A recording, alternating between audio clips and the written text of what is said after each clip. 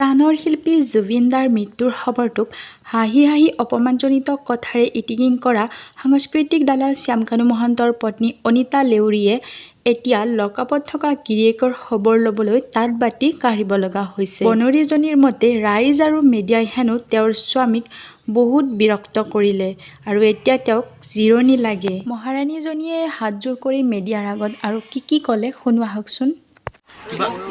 মোক আপোনালোকে এৰি দিয়ক প্লিজ। মই এয়ে কৈছোঁ, মানুহজনক বহুত আপোনালোকে হেৰি কৰিছে আৰু আৰু আৰু আমাক